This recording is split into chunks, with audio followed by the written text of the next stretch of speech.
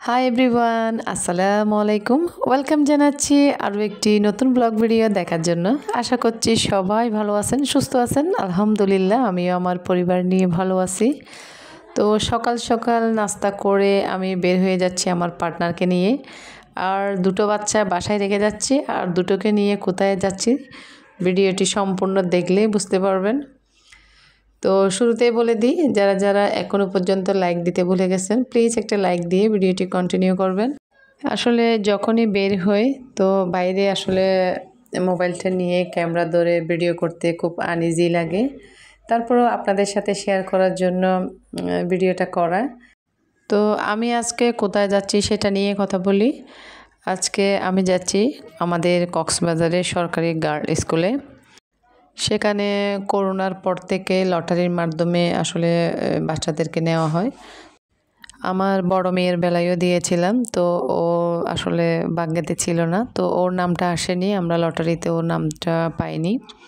যার কারণে ও আমাদের এখানে বাইতুশরফ জব্বারি একাডেমিতে লেখাপড়া করতেছে এখন, এই বছর ক্লাস 9-এ। তো মেজো মেয়ে ক্লাস 5 থেকে যখন 6-এ যাচ্ছে তখন 2-একটা স্কুলে দিয়েছি। তো তার সাথে আমরা কক্সবাজার গার্ল স্কুলে দিয়েছিলাম। তো যাই হোক, আলহামদুলিল্লাহ আমার অনেক দিনের একটা আশা পূরণ হচ্ছে। তো গার্ল স্কুলে ওর নামটা এসে আসলে কী যে খুশি লাগতেছে আমার, মানে আমি যতবারই বলতেছি, যাকে ফোন দিয়ে বলতেছি আলহামদুলিল্লাহ আলহামদুলিল্লাহ।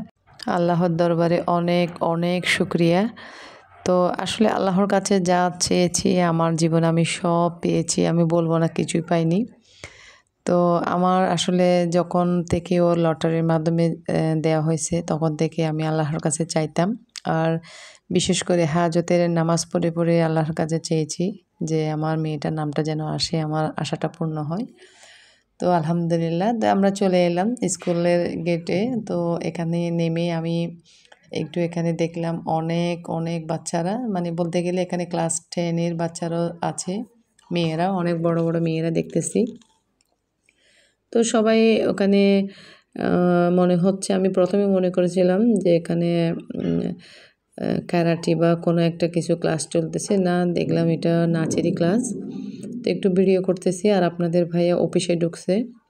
তো অফিসে ঢুকে ও ওখানে কথাবার্তা বলতেছে, যেহেতু সরকারি স্কুল অনেক ফর্মালিটির কিছু কাজকর্ম থাকে। তো আমি একটু স্কুলটাও ভিডিও করতেছি, চারদিক দিয়ে একটু দেখতেছিলাম, হেঁটে হেঁটে আর ভিডিও করতেছি আপনাদের সাথে শেয়ার করব বলে। তো সবাই একটু দোয়া করবেন আমার মেয়ের জন্য, আমার তো অনেক খুশি লাগতেছে। আর খুশিটা আমার প্রিয় প্রিয় আপু ভাইয়াদের সাথে শেয়ার করতে পেরে আরও ভালো লাগতেছে। যেমন আগে হয়তো এরকম করে কারোর সাথে শেয়ার করা হতো না, হয়তো ফোনে বলে দিয়েছি আত্মীয় স্বজনদের।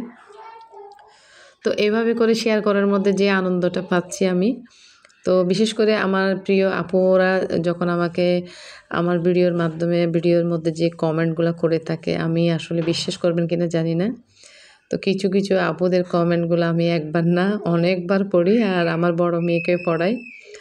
তো আমার বড় মেয়ে হাসে যে আম্মু তুমি তো কিছুক্ষণ আগে ওটা দেখাইছো, ওই আন্টিটা তোমাকে যে কমেন্টটা দিছে।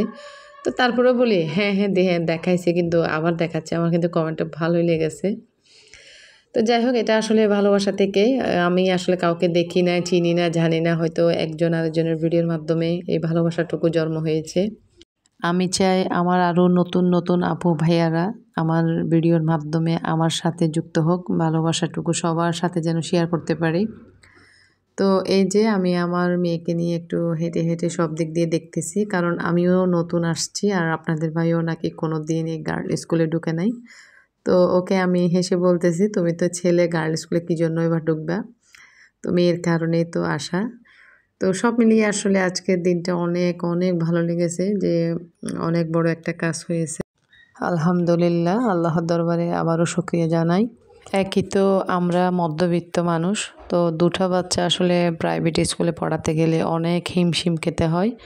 তো আমার বড় মেয়ে যেহেতু ক্লাস 9-এ গিয়েছে, তো ওর এখন প্রাইভেট, তারপর হয়তো বাসায়ও টিচার দিতে হবে।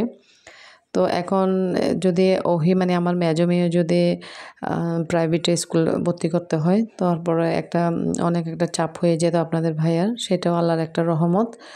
তো তো যাই হোক, এখানে আসলে বেতন হচ্ছে আগে 20 টাকা করে ছিল, এখন 40 টাকা করে মাসিক বেতন। তো বড় মেয়ের বেতনটা হচ্ছে 700 টাকা করে। তো এমনিতে হিমশিম খাচ্ছি, ওর কিন্তু ভর্তি, শুধুমাত্র ভর্তি, পুরান ভর্তি কিন্তু 5000। তো এখন সরকারি স্কুলে যেহেতু ভর্তি, ওদের 4 মাসের বেতন সহ 1700 টাকা নাকি সামথিং 1700 টাকা থেকে একটু বাড়তি হতে পারে।